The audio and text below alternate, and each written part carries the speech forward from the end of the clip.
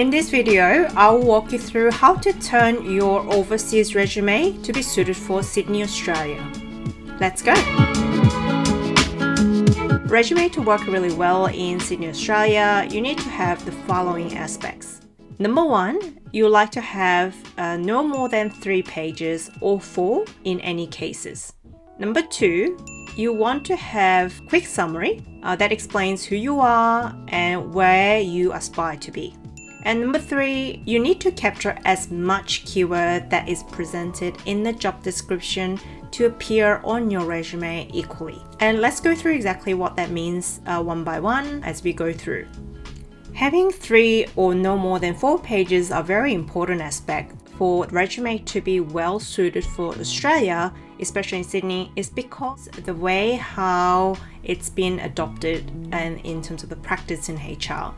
And what that gives you is a sort of equal compatibility to other candidates using the similar standards. And it is definitely the most preferred way of being able to showcase your experience in an adequate manner that is used and practiced in Sydney, Australia. What this means is for some of you have a very lengthy work experience, can have up to 5 or 6 pages of a resume, which is probably the case for most of you who are coming as a skilled working migrant.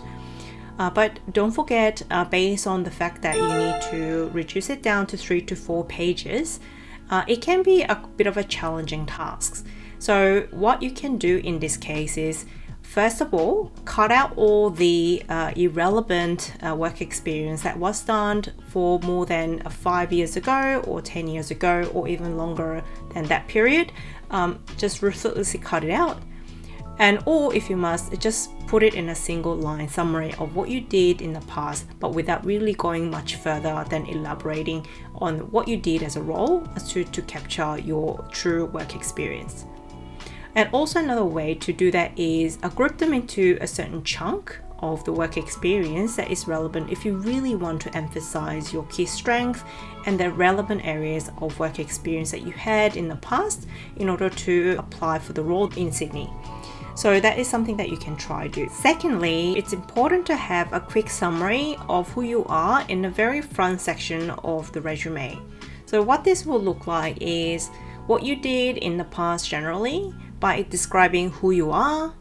For example, I am a software engineer who's been working on such a project that is worth $100 million that has been invested for airline industry to achieve blah blah blah, and I wish to aspire to become blah blah blah in this field. That can be a summary of your introduction and where you aspire to be as a top beginning highlight. And in this, you also want to leverage as much keyword as possible based on what has been emphasized throughout the job description. Lastly, one of the very important aspects that you don't want to miss out is having as much matching keywords throughout the resume that has been presented on the job description itself. One of the ways to do that is just eyeballing through and trying to count and find out what has been really emphasized by seeing how many repeated keyword is presented. But also another really good way is using a tool such as a job scan. And by the way, this video is not sponsored by JobScan, but this is a tool that I will actively use in order to understand what's the most repeated keyword that is appearing in the job description and also compare that against your resume. JobScan is a free tool that you can use up to 5 times for the first round, so definitely give it a go, or otherwise you can give yourself a paid subscription to use further. The things that must go in your resume is your work experience. You'll list your work experience in chronological order, that is based on your most recent work experience comes at the very top and the one that you had the most first at the very bottom. And what you will do here is you want to have a bullet point list of what you did and making sure we're using active verb such as driving or leading or developing, etc. So you want to start with those as much as you can. And you want to have one single line of a sentence emphasizing what is your key achievement from having this job. What are you proud of? So it can be a good conversation point further on when you also have an interview. Here's a thing that is nice to go in your resume. If you have extra curriculum activities that can be part of your hobby, or things like activities that you do are sort of your normal working hours, such as being part of associations or taking a volunteer act such as cleaning up to help the environment, those things definitely is a worthwhile putting in your resume. However, note if your resume does not have enough space to fill all these extra informations, just do skip because what's probably more important is skills and experience that is going to whether it match the criteria that you are applying for the job. Here are the informations that you don't need to have them in the resume. However, you do need to have the information handy so you can provide them when you are asked. So the first information that you need to provide, but not necessarily directly on your resume, is your referee information. So referee information will be a contact of point that can prove work experience that you have provided. So you do need to be able to provide their contact points in case you do get asked. You usually need to have more than 2. And also another information that you need to have ready is your certification evidences. So you like to have them definitely handy in case you have been asked to provide at the time that you are asked. Another information that you need to have it ready, of course, is your visa status detail. So this one is definitely not necessary to have it on your resume unless you've been specifically asked in the process of a job application to state it. Otherwise, do not include it in your resume, but have it just ready so you can provide it to your job recruiter. Your status of visa shows that you are eligible to work without any restriction.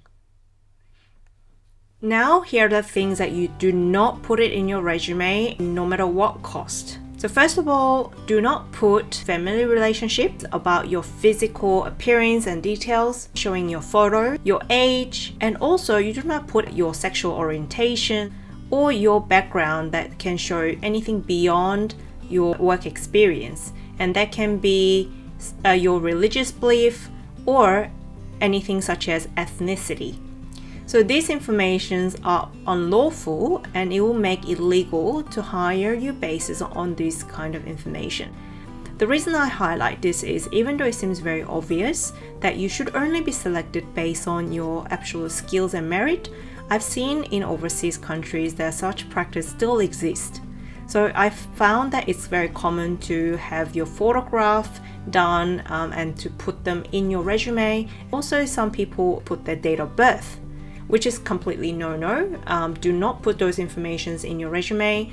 It's not relevant, and also it's not going to help for employees to find the best candidate to be able to do the job knowing this information. In Australia, people are hired based on purely on their merits and skills they can perform. So what employers will be looking at is what are the strengths that you have and what are the potential that you can bring in order to perform your job. And note the disclaimer, if you're going for a modeling career, maybe you do need to provide your portfolio of your appearance. But I speak for professional skilled working migrants. So the guidance that I'm providing is based on that you'll be applying for corporate related jobs. If you had any questions throughout this video, feel free to leave comments directly in the below, or feel free to send me an email that you'd like to share a bit more personally. Send to hello@nextchaptersydney.com. And also, don't forget to press like if you found this video helpful in any ways. And if you like similar contents to come through your way in the future, don't forget to press subscribe and press notify.